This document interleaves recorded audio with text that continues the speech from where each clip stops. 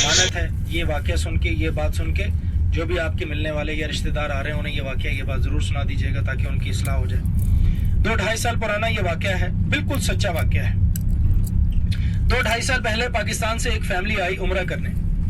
वो लोग जब ज़ियारतें करते हुए जबल ओहद पे गए, हमारी ज़ियारतों में ओहद का मकाम शामिल है, इंशाल्लाह हम भी उस तरफ जाएंगे। वो लोग जब ओहद पे गए तो उन्होंने वहां से एक पत्थर का टुकड़ा लिया, बैग में डाला, घर ले गए। घर जाके किसी कोने में संभाल कर रख दिया। अब उन लोगों के साथ क्या हुआ, वो लोग जब रात में सोते तो उनके घर से उन्हें रोने की आवाजें सुनाई देती। वो लोग बड़ा परेशान हुए, किसी अल्लाह वाले मुफ्ती आलिम दीन को अपने घर पे बुलाया और ये बताया कि हमारे घर से ऐसे रात में रोने की आवाजें आती हैं, हम लोग तो सो नहीं पाते। वो लोग जब उस कोने में पहुंचे जहां उन्होंने वो पत्थर का टुकड़ा संभाल कर रखा था, जब उस टुकड़े को निकाला तो वो टुकड़ा गीला था।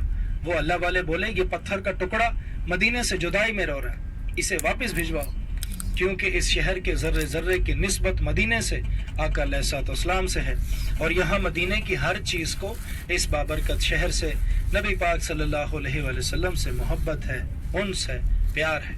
यहाँ की कोई भी चीज़ मदीना छोड़ना नहीं चाहती।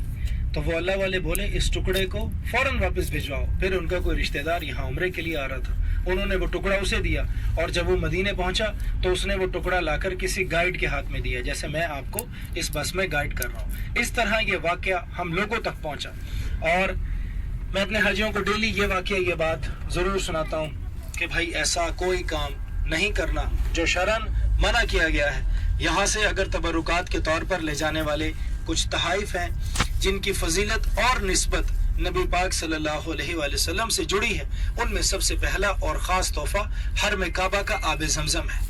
आब ज़मज़म के बारे में ये बताया जाता है कि इस पानी का नेमुल बदल पूरी दुनिया में नहीं।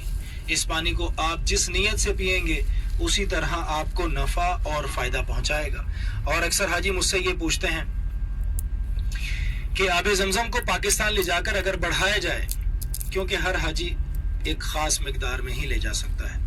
हर टिकट पे 5 लीटर अलाव है, हर टिकट पे 5 लीटर अलाव है, यानी वजन के अलावा, वो आपके वजन में काउंट नहीं होगा। 5 लीटर की एक बोतल हाजी अपने साथ ले जा सकता है एक टिकट पे। उसके अलावा अगर आपको इजाफी ले जाना है तो आपके पास जो बड़ा बैग है लगेज वाला, उसमें आप छोटी बोतलें भर के ले जा सकते हैं। हैंड कैरी में नहीं ले जाने दिया जाता, इस चीज़ का भी ख्याल रखिएगा। तो अक्सर हाजी मुझसे ये पूछते हैं कि जमजम को अगर पाकिस्तान ले जाकर बढ़ाया जाए, बढ़ाने से मुराद इसमें दूसरा पानी मिलाया जाए, तो क्या उसका कोई फ़ायदा है? आप लोगों को एक बात वाज़ेह कर दूं कि आब ज़मज़म के पानी में वो फ़ायदे और खूबियां हैं जो दुनिया के किसी पानी में नहीं, और अगर इस पानी का एक कतरा किसी दूसरे आम पानी में मिला दिया जाए तो वो पानी भी उतनी ही खूबियों और फ़ायदों वाला हो जाता है। सुभान अल्लाह, सुभान अल्लाह। 2 नबियों की निस्बत जुड़ी है आब ज़मज़म से, एक हज़रत इस्माइल अलैहिस्सलाम की एड़ी से इसका फूटना, और दूसरी निस्बत है नबी पाक सल्लल्लाहु अलैहि वसल्लम की, क्योंकि आप सल्लल्लाहु अलैहि वसल्लम ने अपना बचा हुआ पानी, यानी अपना झूठा पानी इसमें आब ज़मज़म के कुएं में शामिल फरमाया था। आप सल्लल्लाहु अलैहि वसल्लम का बचा हुआ पानी इस ज़मज़म में शामिल है, और इंशाल्लाह क़यामत तक के आने वाले तमाम मुसलमान आप सल्लल्लाहु अलैहि वसल्लम का वो बचा हुआ पानी इस ज़मज़म की सूरत में पिएंगे। मदीना शरीफ के तहाइफ में एक ख़ास तोहफ़ा अजवा खजूर है। अजवा जन्नत की नेमतों में से एक नेमत है, इंशाल्लाह हम लोग जन्नत में भी खाएंगे, इंशाल्लाह कह दीजिए, इंशाल्लाह हम लोग जन्नत में भी अजवा खाएंगे। और यहाँ मदीने में भी मौजूद है अजवा, नबी पाक सल्लल्लाहु अलैहि वसल्लम के दस्ते मुबारक से लगाई खजूर है, और इस खजूर के बारे में आप सल्लल्लाहु अलैहि वसल्लम की कई हदीसें मुबारका हैं, जिनमें से एक हदीस ये है कि जो कोई सुबह 7 दाने अजवा खजूर के खा ले, उस पे उस दिन जादू और जहर असर नहीं करेगा। हम अभी थोड़ी देर में यहाँ नीचे उतरेंगे। भाई एक चीज़ का ख्याल रखिएगा, कुछ हाजी यहाँ नीचे से खजूर डब्बे वाले लेकर आ जाते हैं। मैं आप लोगों को ये गाइड कर दूं, क्योंकि आप लोगों को गाइड करना मेरी जिम्मेदारी है। अल्लाह ने मेरी ये ड्यूटी लगाई हुई है मदीने में कि मैंने हाजियों को गाइड करना है, सही मशवरा देना है। तो नीचे से डब्बे वाली खजूर प्लीज़ मत ख़रीदिएगा, क्योंकि उसमें पुरानी खजूर या अजवा से मिलती जुलती खजूर मिक्स होती है। फिर बाद में हाजी पाकिस्तान में जाकर जब देखता है आधी से ज़्यादा खजूर ख़राब, तो मदीने वालों को बुरा भला कहता है। भाई मदीने वालों को आपने बुरा भला नहीं कहना, क्योंकि इस पे भी आप सल्लल्लाहु अलैहि वसल्लम ने मना फरमाया है कि मदीने वालों के लिए बुग़्ज़ नहीं रखना। ख्याल कीजिएगा। نیچے سے کوئی خریداری کوئی شاپنگ نہ کیجیے, بس نفل پڑھ کر سیدھا گاڑی میں آئیے گا. ہاں جی, میں آپ لوگوں کو راستہ سمجھا دوں گا. احد کے مقام پہ ایک چھوٹی پہاڑی ہے جسے جبل رمات کہا جاتا ہے. یہ وہ پہاڑی ہے جس پہ جنگ کے دوران نبی پاک صلی اللہ علیہ وآلہ وسلم نے 50 تیر اندازوں کو مقرر فرمایا اور یہ حکم دیا کہ جنگ کی کوئی بھی صورتحال ہو, اس پہاڑی اس مورچے کو نہیں چھوڑنا. جب جنگ شروع ہوئی تو پہلے مرحلے میں مسلمانوں کو غلبہ ہوا تو کفار پیچھے کی جانب بھاگے. وہ صحابہ جو اس پہاڑی پر مقرر تھے وہ 50 تیر انداز یہ سمجھے کہ شاید فتح ہو گئی, ہم نے جنگ جیت لی. یہ سوچتے ہوئے وہ صحابہ کرام اس پہاڑی سے نیچے اتر آئے. جب نیچے اترے تو حضرت خالد بن ولید, اس وقت انہوں نے اسلام قبول نہیں کیا تھا, وہ مشرکین کے لشکر میں شامل تھے اور ایک ذہین جنگجو تھے.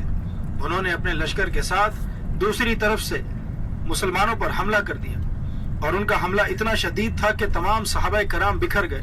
کچھ صحابہ آپ صلی اللہ علیہ وآلہ وسلم کو حفاظت میں لیے گھیرا بنائے آگے کھڑے ہو گئے اور کفار کی جانب سے جو بھی تیر یا نیزہ آتا صحابہ کرام اسے اپنے سینے اور بازوؤں پر لیتے رہے.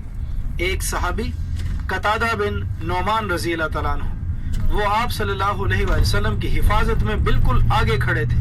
کفار کی جانب سے ایک تیر آیا اور وہ تیر سیدھا قتادہ بن نعمان رضی اللہ تعالیٰ عنہ کی آنکھ میں لگا. ان کی آنکھ سے خون بہنے لگا. انہوں نے مڑ کے اللہ کے نبی کی طرف دیکھا. نبی کریم صلی اللہ علیہ وآلہ وسلم نے جب اس تیر کو باہر نکالا تو آنکھ کیما بنی ہوئی باہر نکل آئی. آپ صلی اللہ علیہ وآلہ وسلم نے روتے ہوئے یہ دعا فرمائی کہ یا باری تعالیٰ, قتادہ کی آنکھ تیرے نبی کی حفاظت میں ضائع ہوئی ہے. میں آج تجھ سے سوال کرتا ہوں کہ اس آنکھ کو پہلے سے بھی زیادہ حسین بنا دے. آقا علیہ السلام نے یہ دعا فرمائی اور وہ جو کیما بنی ہوئی آنکھ تھی اسے اٹھایا, دوبارہ آنکھ میں ڈالا, اپنا لعب دہن لگایا تو وہ آنکھ پہلے سے بھی زیادہ حسین اور خوبصورت ہو گئی. سبحان اللہ, سبحان اللہ. اور اسی احد کی جنگ میں ہی نبی پاک صلی اللہ علیہ وآلہ وسلم کے دندان مبارک بھی زخمی ہوئے. اور اسی احد کی جنگ میں آپ صلی اللہ علیہ وآلہ وسلم کے پیارے چچا سیدنا امیر حمزہ رضی اللہ تعالیٰ عنہ بھی شہید ہوئے اور انہیں شہید کرنے کے لیے تاریخ میں ایک نام لکھا ہے ہندا نامی عورت کا.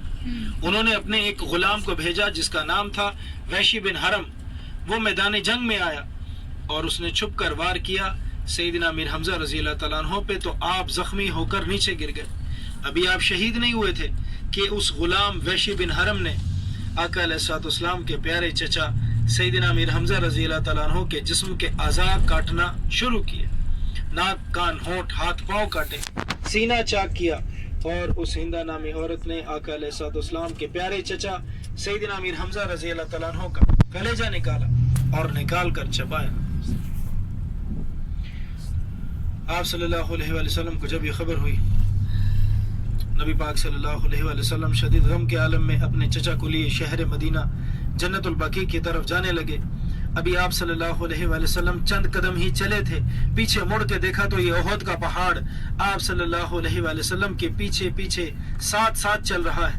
آقا علیہ السلام رکے اور اس احد پہاڑ سے مخاطب ہو کر یہ فرمایا کہ احد, میں تیری منشا تیرے ارادے کو جان گیا ہوں. اپنے پیارے چچا کو 2 وعدوں کے ساتھ تیرے دامن میں دفن کر کے جا رہا ہوں. وہ 2 وعدے اللہ کے نبی نے اس پہاڑ سے کون سے فرمائے؟ پہلا یہ کہ احد تو شہر مدینہ کی طرف نہ بڑھ, میں وعدہ کرتا ہوں کہ میری مسجد, میرا حرم بڑھتے بڑھتے ایک دن تجھ سے آ ملے گا. اور اگر غور کیا جائے, اگر آپ مسجد نبوی میں جا کر غور کریں گے تو مسجد نبوی کا صحن احد پہاڑ کی طرف ہی بڑھ رہا ہے. دوسرا وعدہ آپ صلی اللہ علیہ وآلہ وسلم نے یہ فرمایا کہ جو کوئی شہر مدینہ میں میری زیارت کو آئے گا وہ یہاں تیری زیارت کو بھی ضرور آئے گا. ان 2 وعدوں کے ساتھ آپ صلی اللہ علیہ وآلہ وسلم نے اپنے پیارے چچا سیدنا امیر حمزہ رضی اللہ تعالیٰ عنہ کو احد کے دامن میں دفنایا. اور احد کی جنگ میں ہی ایک اور صحابی حضرت حنظلہ بن مالک رضی اللہ تعالیٰ عنہ بھی شہید ہوئے. ان کی شان بیان کرتا ہوں. جب وہ جنگ کے لیے گھر سے نکلے, حضرت حنظلہ بن मालिक रज़ी अल्लाह तआला अन्हु जब जंग के लिए घर से निकले तो उनकी शादी को सिर्फ एक दिन हुआ था, यानी एक दिन पहले शादी हुई थी, अगले दिन सुबह ही मनादी हो गई, जंग का ऐलान हो गया, हय्या अलल जिहाद। जब घर से निकले तो पीछे से उनकी बीवी ने आवाज दी, हंजला जंग के लिए जा रहे हो, वापस लौट कर मत आना, जंग के लिए जा रहे हो, वापस लौट कर मत आना, शहीद होकर आना, ताकि रोजे कयामत मैं अपने रब के रूबरू सुरखरू होकर ये कह सकूं कि मैं एक दिन की बेवा हूं। हजरत हंजला बिन मालिक मैदान उहद में आए। उल्टे हाथ की तरफ आपको वो जो एक छोटी सी पहाड़ी नजर आ रही है जिसपे कुछ हाजी चढ़े हुए हैं, वो जबल रुमात पहाड़ी है। उसी पहाड़ी पे जंग के दौरान नबी पाक सल्लल्लाहु अलैहि वसल्लम ने तीर अंदाज मुकर्रर फरमाए थे। वो 50 सहाबा कराम उसी पहाड़ी पर खड़े थे जब जंग हुई। उल्टे हाथ की तरफ वो पहाड़ी जिसपे कुछ हाजी भी चढ़े हुए हैं आपको नजर आ रही है, यही वो पहाड़ी जबल रुमात है। लेकिन आप लोगों ने ख्याल करना है इस पहाड़ी पर नहीं चढ़ना भाई। इस पहाड़ी पर चढ़ने से उलमा कराम मना फरमाते हैं, क्योंकि इस पहाड़ी पर उन 50 में से 10 तीरंदाज यानी 10 सहाबा कराम इसी पहाड़ी पर शहीद हुए। ये वो हाजी चढ़े हुए हैं जो बिना गाइड के आते हैं, या दूसरे मुल्कों से आए हाजी इस पहाड़ी पर बिना सोचे समझे इस बात को जाने ये लोग इस पहाड़ी पर चढ़ जाते हैं। आप लोगों ने इस पहाड़ी की तरफ नहीं जाना, आप लोग शोहदा की कब्रों के करीब जाइएगा। बिल्कुल सीधा चलते जाएंगे तो आपको जैसे जन्नतुल बकी वाली जालियां सेम वैसी जालियां 4 दीवारी है, उसके अंदर शोहदा की कब्रें हैं। जब करीब जाएंगे 2 कब्रों के निशान बिल्कुल सामने नजर आएंगे, उनमें 3 साहब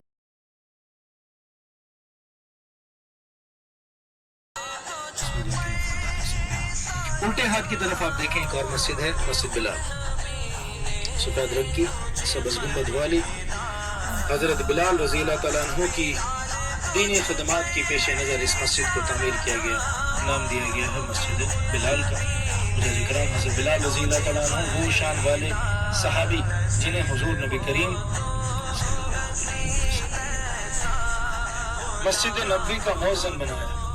हजरत बिलाल रज़ी अल्लाह तआला अन्हु मस्जिद नबवी में अजान दिया करते थे और उनके नाम से मंसूब कई इस्लामी तारीखी वाक़यात हैं। भाई एक वाक़या आप लोगों की खिदमत में पेश करता हूँ, सब हाजी तवज्जो से सुने। और ये वाक़या आप सल्लल्लाहु अलैहि वसल्लम से मोहब्बत की एक मिसाल है। वाक़या उस मौके का है जब नबी पाक सल्लल्लाहु अलैहि वसल्लम इस दुनिया से रुखसत हुए। तवज्जो से सुनिए, ये वाक़या आप सब लोगों का ईमान ताज़ा कर देगा। 12 रबीउल अव्वल 7 जून 633 ईस्वी 11 हिजरी अल्लाह के नबी दुनिया से रुखसत हो चुके हैं। जोहर की नमाज का वक्त होता है और हजरत बिलाल रज़ी अल्लाह तआला अन्हु एक अंसारी औरत के घर की छत थी जिस पर चढ़कर अजान दिया करते थे। अभी वो घर हरम की तौसी में शामिल हो गया है। तो जब जोहर की नमाज का वक्त हुआ तो हजरत बिलाल रज़ी अल्लाह तआला अन्हु रोते हुए बोझल कदमों से उस घर की छत पर चढ़े और जब उन्होंने अजान के लिए ये कहा अशहदु अन्ना मुहम्मद, तो रोते रोते आवाज बंद हो गई। लफ्ज मोहम्मद पर आकर रुके, अजान पूरी नहीं कर पाए। नीचे उतर के कहने लगे कि मैं कसम खाता हूं कि मैं आज के बाद कभी अजान नहीं दूंगा, क्योंकि जब मैं अजान देता था और अशहदु अन्ना मुहम्मद रसूलुल्लाह कहता था तो मैं अपने नबी का दीदार भी करता था। अल्लाह अकबर। कहने लगे कि जब मेरे आका ही नहीं रहे तो मैं अजान क्यों दूं। नबी पाक सल्लल्लाहु अलैहि वसल्लम की तदफीन के बाद हजरत अबू बकर सदीक रज़ी अल्लाह तआला अन्हु से इजाजत लेके मुल्क के शाम चले गए जिहाद के लिए और 6 महीने गुजर गए। हुज्जाज इकराम उस वक्त 6 महीने के बाद 1 लाख से जायद सहाबा मुल्क के शाम और इराक में निकले हुए थे जिहाद के लिए। कितने सहाबा? 1 लाख से जायद। किसी भी सहाबी को ख्वाब नहीं आता उन 1 लाख से जायद सहाबा कराम में से ख्वाब किसे आता है? हजरत बिलाल रज़ी अल्लाह तआला अन्हु को। और ख्वाब में कौन है? हुजूर नबी करीम सल्लल्लाहु अलैहि वसल्लम। यानी 6 महीने गुजरने के बाद नबी पाक सल्लल्लाहु अलैहि वसल्लम हजरत बिलाल रज़ी अल्लाह तआला अन्हु के ख्वाब में तशरीफ लाते हैं और उनसे ये फरमाते हैं कि बिलाल, क्या तुम्हें हमारी याद नहीं आती?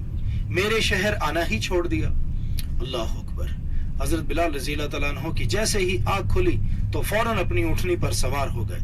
शाम से चले 7 दिन की मुसलसल मसाफत, यानी मुसलसल 7 दिन उन्होंने सफर किया।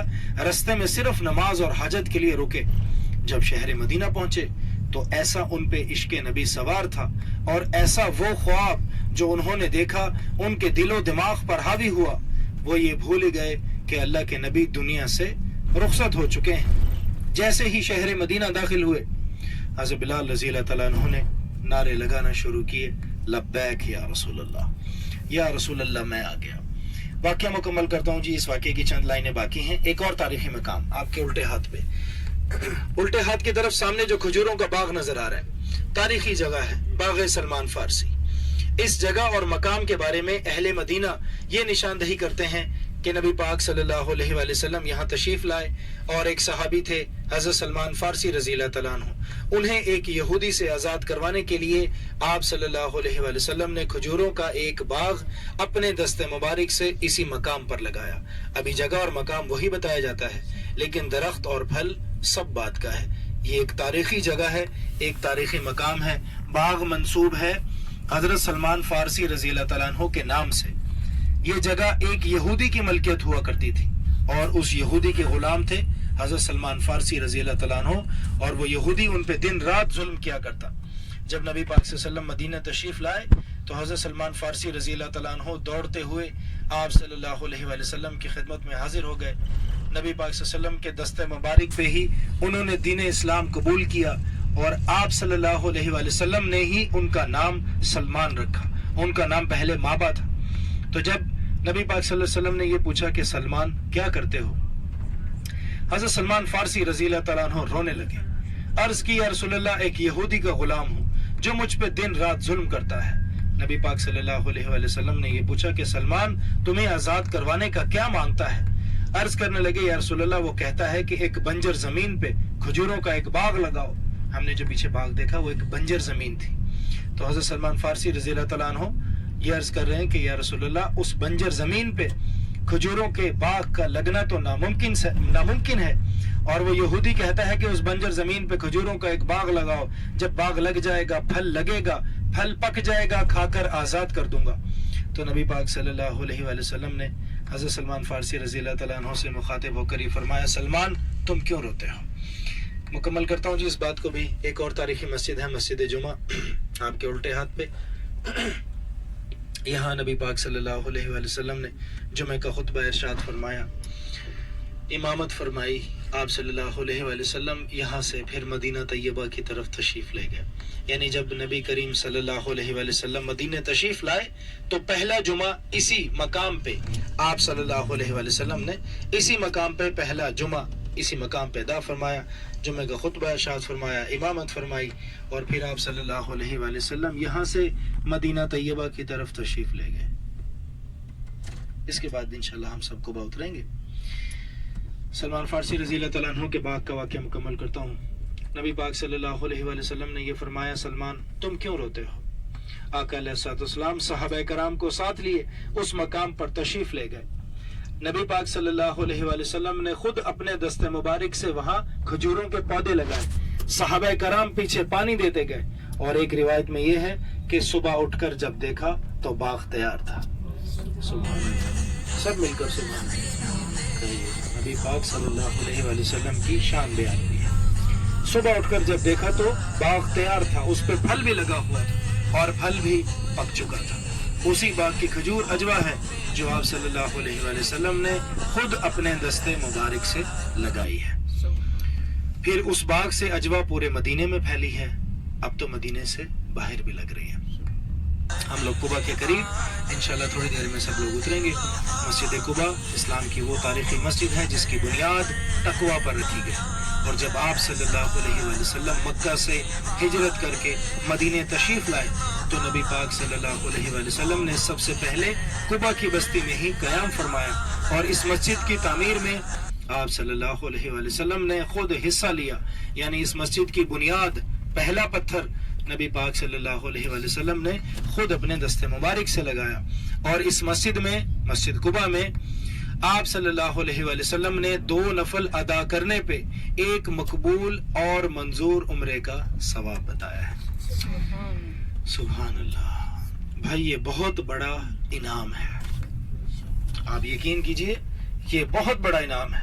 آپ یہ دیکھیے کہ جس عمرے کے لیے हाजी पाकिस्तान से चलता है, आप लोग पाकिस्तान से उम्रे के लिए चले, हज़ारों किलोमीटर का आप लोगों ने सफ़र किया, लाखों रुपया खर्च होता है, फिर उम्रे के तकाजे पाबंदियां उठाई, एहराम बांधना, तवाफ़े काबा, सफ़ा मरवा, बाल मुंडवाना, उसके बाद जाके उम्रा मुकम्मल होता है। लेकिन उस उम्रे की कबूलियत के बारे में सिर्फ अल्लाह रब्बुल इज़्ज़त ही जानता है।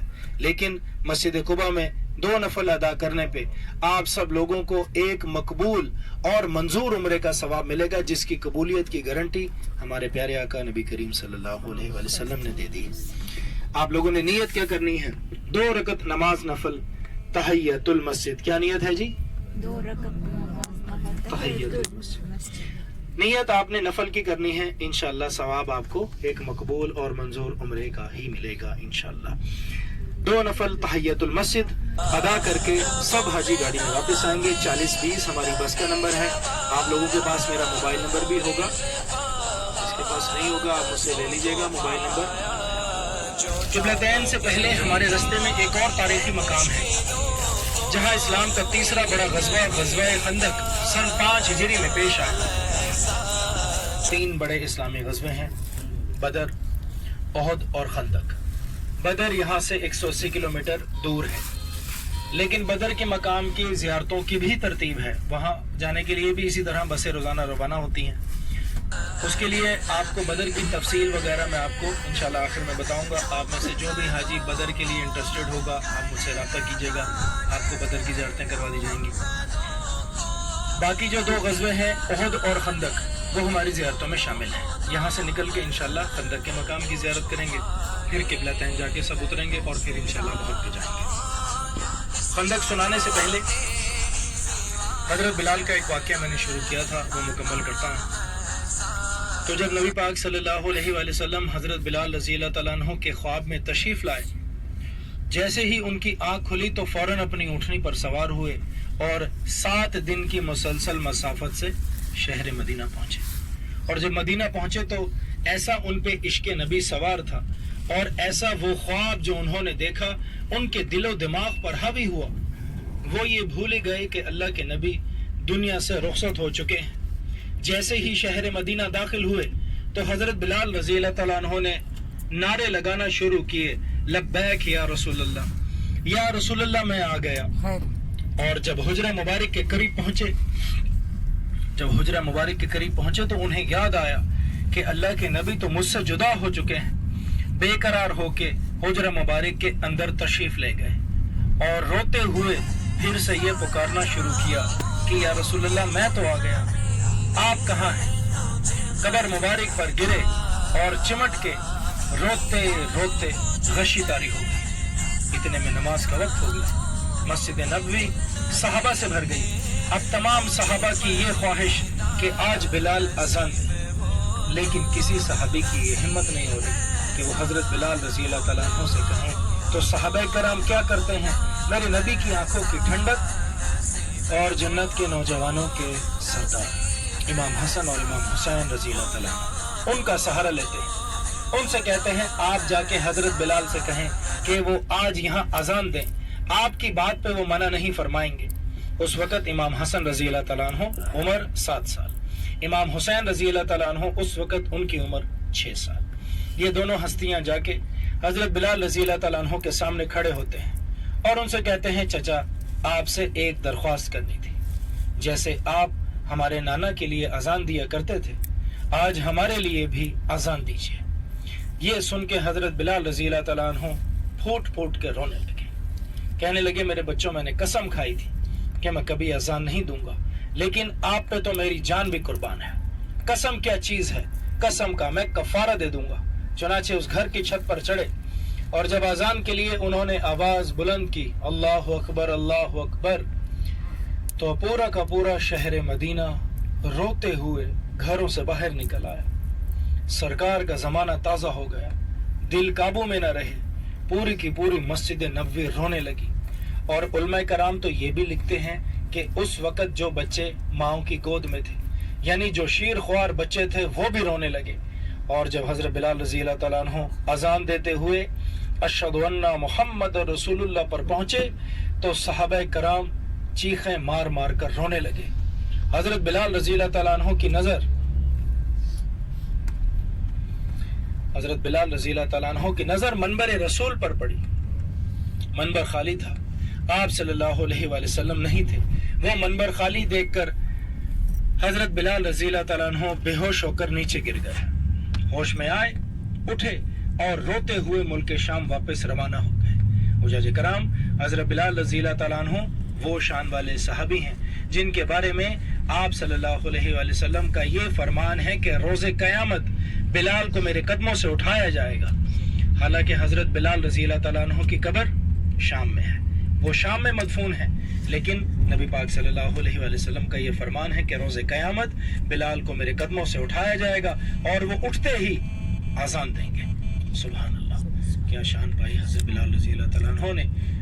اور نبی پاک صلی اللہ علیہ وآلہ وسلم سے محبت کی ایک اور مثال, ایک اور چھوٹا سا واقعہ آپ لوگوں کو سناتا ہوں. آپ لوگ ریاض الجنہ میں گئے ہوں گے. ریاض الجنہ میں گئے ہیں جی آپ لوگ؟ الحمدللہ. ریاض الجنہ وہ ٹکڑا ہے جس کے بارے میں آپ صلی اللہ علیہ وآلہ وسلم کا یہ فرمان ہے کہ میرے گھر اور میرے منبر کے بیچ کا حصہ جنت کا ایک ٹکڑا ہے. جنت کے باغوں میں سے ایک باغ ہے اور جنت کی کیاریوں میں سے ایک کیاری ہے. اس کی نشانی کیا ہے؟ اس پہ سبز رنگ کا قالین بچھا ہے. باقی پورے حرم شریف میں لال رنگ کا قالین ہے, لیکن ریاض الجنہ کے ٹکڑے پہ سبز قالین ہے. کوشش کیجئے کہ آپ لوگوں کو اس ٹکڑے پہ نماز ادا کرنے کا موقع ملے, اور اگر آپ لوگوں نے اس ٹکڑے پہ سجدہ کر لیا تو یہ سمجھیے گا کہ دنیا میں رہتے ہوئے ہی جنت کے ٹکڑے پہ سجدہ کر لیا. سبحان اللہ, یہ ایک بہت بڑی سعادت, ایک بہت بڑا انعام ہے اس خوش نصیب کے لیے جو یہاں مدینے آ گیا. اور ریاض الجنہ میں جہاں منبر شریف ہے, نبی پاک صلی اللہ علیہ وآلہ وسلم جس منبر پر کھڑے ہو کر دین کی بات کیا کرتے, خطبہ ارشاد فرمایا کرتے, منبر جس جگہ تعمیر ہوا وہاں پر ایک کھجور کا تنا ہوا کرتا تھا. نبی پاک صلی اللہ علیہ وآلہ وسلم کے دور میں آپ صلی اللہ علیہ وآلہ وسلم اس کھجور کے تنے سے سہارا لے کر ٹیک لگا کر دین کی بات کیا کرتے اور اس کے قریب ہی کھڑے ہو کر نماز ادا فرمایا کرتے. جب منبر تعمیر ہونے لگا تو صحابہ کرام نے وہ کھجور کا تنا, وہ سوکھی لکڑی وہاں سے نکالی, سائڈ پر رکھ دی. جب منبر تعمیر ہو گیا, نبی پاک صلی اللہ علیہ وآلہ وسلم منبر پر تشریف لے جا رہے تو آپ صلی اللہ علیہ وآلہ وسلم کو کسی کے بلک بلک کر رونے کی آواز سنائی دی. نبی پاک صلی اللہ علیہ وسلم منبر سے واپس نیچے تشریف لائے تو کیا دیکھتے ہیں کہ وہ کھجور کا تنا آپ صلی اللہ علیہ وآلہ وسلم سے جدائی میں بلک بلک کر رو رہا ہے.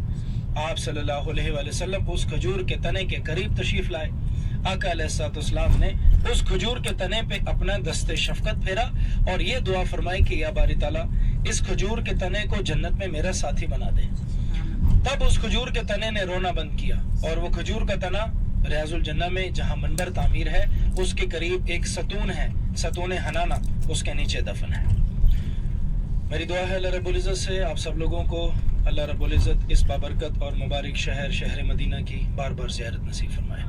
آپ سب لوگوں کا عمرہ قبول و منظور فرمائے, اور اللہ رب العزت ہم سب لوگوں کو نبی پاک صلی اللہ علیہ وآلہ وسلم کے بتائے ہوئے طریقوں پہ زندگی گزارنے. خندق کی تفصیل ہماری اگلی زیارت ہے. خندق کا مقام جہاں اسلام کا تیسرا بڑا غزوہ ہوا, اسے جنگ احزاب بھی کہا جاتا ہے, اور قرآن کے 21ویں پارے سورہ الاحزاب میں اس کا ذکر موجود ہے. آپ میں سے جس حاجی نے قرآن کے 21ویں پارے میں سورہ الاحزاب کا ترجمہ پڑھا ہے اس واقعے کے بارے میں پڑھا ہوگا, سنا ہوگا. جس نے نہیں پڑھا ضرور پڑھیے گا. قرآن کے 21ویں پارے میں ایک سورہ ہے سورہ الاحزاب. یہ واقعہ قرآن میں موجود ہے. احزاب حزب کی جمع ہے جس کے معنی گروہ کے ہیں, یعنی تمام اسلام دشمن اس وقت مسلمانوں کے جتنے بھی دشمن تھے وہ گروہ کی صورت میں جمع ہو کر مسلمانوں کے مرکز مدینہ منورہ پر حملے کے لیے آئے. تو جب کفار مکہ نے 10,000 کے لشکر کے ساتھ جنگ کا اعلان کیا تو نبی پاک صلی اللہ علیہ وآلہ وسلم نے اپنے تمام صحابہ کو مشورے کے لیے جمع فرمایا کہ کفار مکہ جنگ کرنا چاہتے ہیں, بتاؤ ان کا مقابلہ کیسے کیا جائے.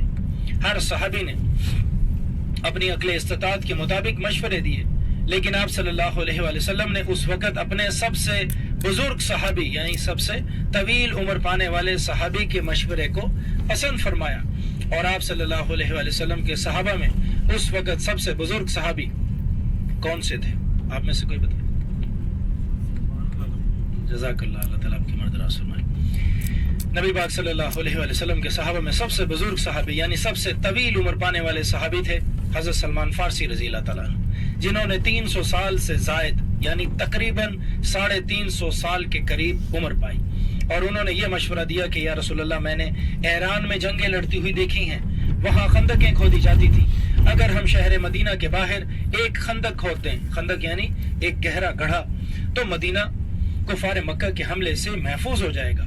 नबी पाक सल्लल्लाहु अलैहि वसल्लम ने इस मशवरे को पसंद फरमाया और आका अलैहिस्सलाम सहाबा कराम का एक लश्कर लेकर खंदक के मकाम पर तशरीफ ले आए और यहाँ जंग के दौरान जिस जगह पर खेमे लगे उसी तरतीब से बाद में तुर्कियों के दौर में यहाँ मसाजिद कायम की गई। मसाजिद तो ये सब बंद हैं, यहाँ ना तो कोई अजान है ना जमात, ना ही हमने यहाँ नफल पढ़ने हैं। हम लोग इंशाल्लाह किबलतैन जाकर उतरेंगे, लेकिन ये एक अहम तारीखी मकाम है जिसकी ज़ियारत करते हुए इंशाल्लाह हम लोगों ने किबलतैन की तरफ जाना है। इस जगह के मदीने में बहुत से नाम हैं, यानी इस तारीखी मकाम को बहुत से नामों से जाना जाता है। खंदक का मैदान, जंग अहज़ाब का मैदान, फतह का मैदान, सामने वो तख्ती लगी हुई है, मैदान फतह लिखा है, फतह का मैदान। इसे सबा मसाजिद के नाम से भी जाना जाता है। इस जगह को सबा मसाजिद यानी 7 मस्जिदों वाली जगह। यहाँ जंग के दौरान नबी पाक सल्लल्लाहु अलैहि वसल्लम का खैमा जिस जगह लगा था वो सामने उस जगह पे मस्जिद बन गई है, मस्जिद फतह। इशारा खुलेगा, गाड़ी आगे जाएगी, सब हाजी तसल्ली से देखेंगे। मस्जिद फतह की जगह ही आप सल्लल्लाहु अलैहि वसल्लम का खैमा था। उसी जगह आप सल्लल्लाहु अलैहि वसल्लम ने जंग की फतह के लिए 3 दिन दुआ फरमाई थी और अल्लाह रब्बुल इज़्ज़त ने एक गैबी मदद भेजी जिसका जिक्र कुरान के 21वें पारे सूरह अल अहज़ाब में मौजूद है। और वो अल्लाह रब्बुल इज़्ज़त की तरफ से गैबी मदद क्या आई? आंधी की शक्ल में एक ऐसा सख्त तूफान आया इसी मकाम पे कि कुफार मक्का के खेमे उखड़ गए, उनके जानवर रस्सियां तोड़ाकर भागने लगे। वो लोग जो मुसलमानों से जंग के लिए यहाँ आए थे सब के सब यहाँ से भागने पर मजबूर हो गए। उल्टे हाथ की तरफ देखेंगे सब हाजी, आपको उल्टे हाथ की तरफ पहाड़ी के ऊपर एक पीले रंग की छोटी सी मस्जिद नजर आएगी, वो मस्जिद फतह है। इसी जगह आप सल्लल्लाहु अलैहि वसल्लम का खैमा था जंग के दौरान। मस्जिद फतह ऊपर पहाड़ी की ऊपर की तरफ।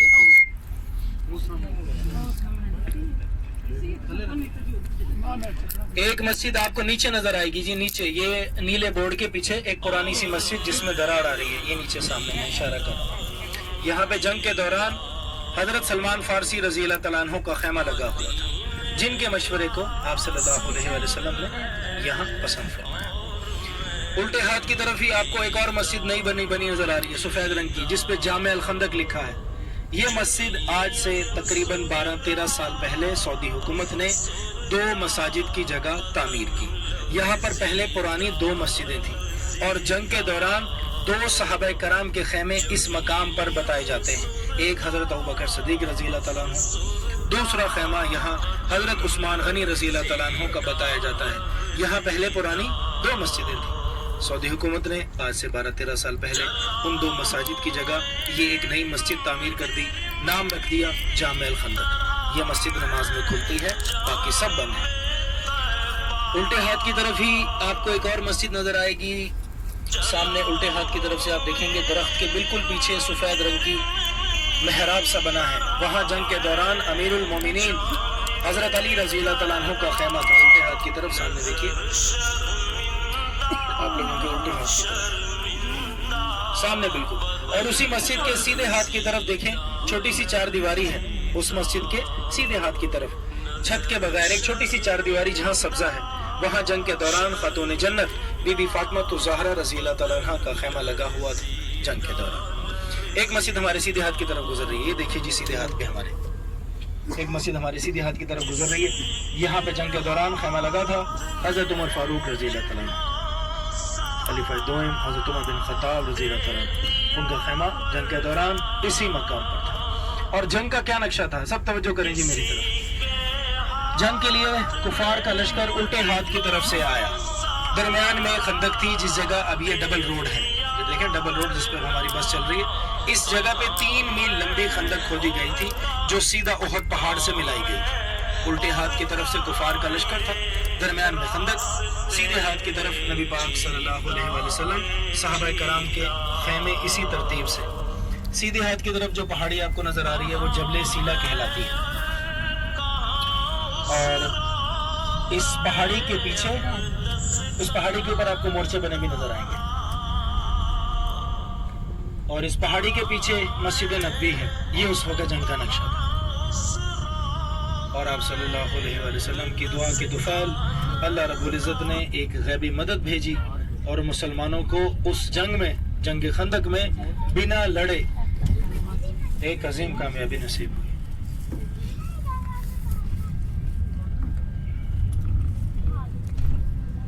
سب حاجی دروشی پڑھ لیں، پھر آپ لوگوں کو قبلتین سناتا ہوں۔ صلی اللہ علیہ وسلم مبارک وسلم علیہ۔ ہماری اگلی زیارت مسجد قبلتین، انشاءاللہ سب لوگ وہاں جا کر اتریں گے، 2 نفل ادا کریں گے تحیۃ المسجد۔ مسجد قبلتین وہ مسجد ہے جہاں قبلہ تحویل ہوا، اور نبی پاک صلی اللہ علیہ وآلہ وسلم نے وہاں ایک نماز 2 قبلوں کی طرف رخ کر کے ادا فرمائی۔ مسلمانوں کا اول قبلہ بیت المقدس، پہلے مسلمان اپنی عبادت، اپنی نماز بیت المقدس کی طرف رخ کر کے ادا کیا کرتے، جو کہ فلسطین میں ہے جہاں مسجد اقصیٰ ہے۔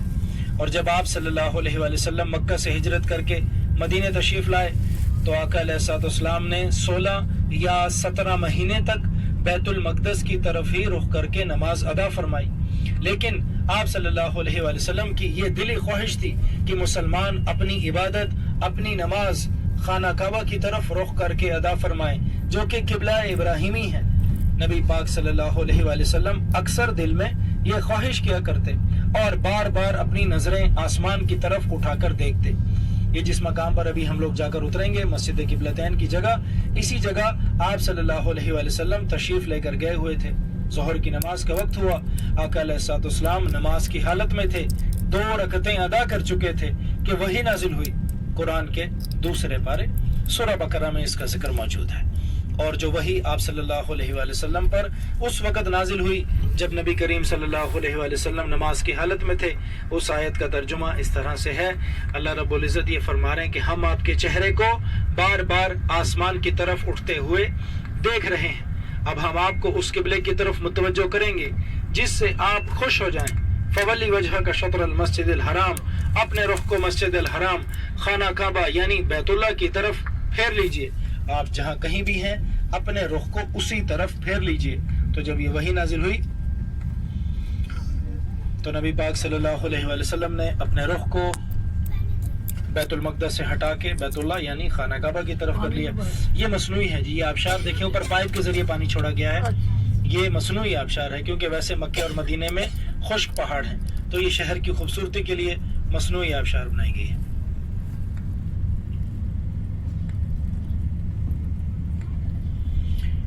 انشاءاللہ مسجد قبلتین جا کر سب لوگ اتریں گے، 2 نفل تحیۃ المسجد ادا کریں گے۔ مسجد قبلتین جہاں نبی پاک صلی اللہ علیہ وآلہ وسلم نے ایک نماز 2 قبلوں کی طرف رخ کر کے ادا فرمائی۔ قبلتین اتارنے سے پہلے ایک اور ضروری بات جو میں اپنے حاجیوں سے ڈیلی بس میں کرتا ہوں، اپنے حاجیوں کی اصلاح کے لیے، تاکہ آپ مجھ سے یہ بات سن کے جو بھی آپ کے ملنے والے دوست رشتہ دار عمرہ حج کے لیے آ رہے ہوں، آپ انہیں یہ بات ضرور سنائیں تاکہ ان کی اصلاح ہو جائے اور وہ پھر آگے آنے والوں کی اصلاح کر سکیں۔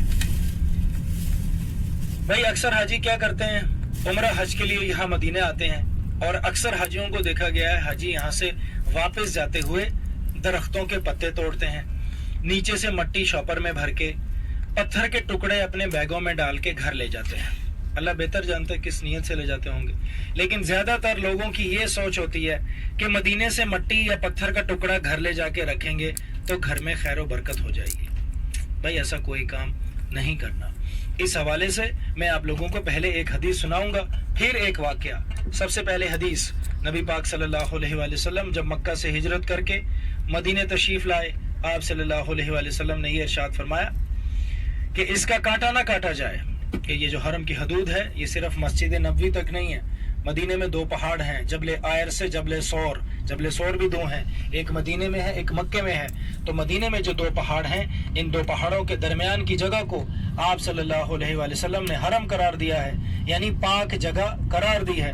یہ ٹکڑا تقریباً 15 کلومیٹر ہے، اس کی جو پیمائش، جو میئرمنٹ تاریخ مدینہ کی کتاب میں لکھی ہے وہ 15 کلومیٹر ہے۔ ہماری گاڑی اس وقت بھی حرم کی حدود میں ہی ہے اور باقی کی زیارتیں بھی ہم نے حرم کی حدود میں رہ کر کرنی ہے. نبی پاک صلی اللہ علیہ وآلہ وسلم نے ساتھ ہی یہ ارشاد فرمایا کہ اس کا کانٹا نہ کاٹا جائے, اس میں شکار کو نہ بھگایا جائے اور اس میں کوئی گری ہوئی چیز نہ اٹھائی جائے, اس میں کوئی گری ہوئی چیز نہ اٹھائی جائے سوائے اس نیت سے کہ اس چیز کا اعلان کیا جائے. اس حدیث کا مفہوم علماء کرام اس طرح سے بتاتے ہیں کہ آپ صلی اللہ علیہ وآلہ وسلم نے اس حرم کی حدود میں درخت پودے کاٹنے سے منع فرمایا ہے. دوسری چیز شکار کھیلنے سے یعنی جانور کو مارنے بھگانے سے, اور تیسری چیز آپ صلی اللہ علیہ وآلہ وسلم نے یہ منع فرمائی ہے کہ یہاں کوئی بھی گری ہوئی چیز, نیچے گری ہوئی کسی کے استعمال کی, چاہے وہ ایک تسبیح ہی کیوں نہ ہو, وہ نہ اٹھائی جائے, کیونکہ اگر آپ نے اٹھا لی تو حدیث کے مطابق اس چیز کے اعلان کی ذمہ داری آپ پر آ جائے گی. اور یہاں مدینے میں رہتے ہوئے اعلان کرنا, یہاں مدینے میں رہتے ہوئے مسجد نبوی میں کسی بھی گمشدہ چیز کا اعلان کرنا مشکل ہی نہیں بلکہ ناممکن ہے, کیونکہ اگر یہاں گمشدہ چیزوں کا اعلان ہونے لگے تو سارا دن لاؤڈ سپیکر میں اعلان ہی ہوتے رہیں. اس لیے یہاں ایسی کوئی سہولت نہیں, اس لیے آپ نے خود ہی محتاط رہنا ہے. نیچے گری ہوئی کسی بھی حاجی کو کوئی بھی چیز نظر آئے وہ پڑے رہنے دیجئے, آپ نے نہیں اٹھانی, کیونکہ اٹھائی تو حدیث کے مطابق اعلان کی ذمہ داری آپ پر آ جائے گی. میری دعا ہے اللہ رب العزت سے کہ باری تعالیٰ آپ سب لوگوں کو اور مجھے بھی یہاں مدینے میں رہتے ہوئے با عمل اور با ادب رہنے کی توفیق عطا فرمائے. آمین ثم آمین.